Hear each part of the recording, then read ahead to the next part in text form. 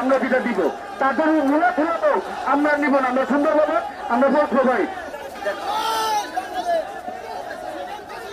আপনারা যদি আমার কথা না শুনে, আপনারা যদি সাদা চেয়ারের আসন গ্রহণ না করেন, আমাদের সাথে কথা বলতে আসতেছে ঐক্যমত কমিশনারের পক্ষ থেকে প্রতিনিধিবৃন্দ।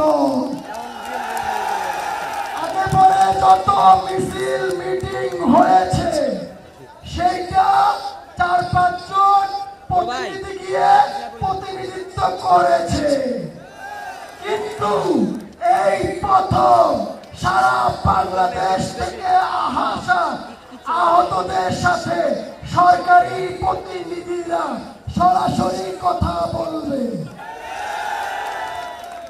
সেই জন্য আমি বলেছিলাম, সম্মান যে পাওয়ার যোগ্যতা রাখে তাকে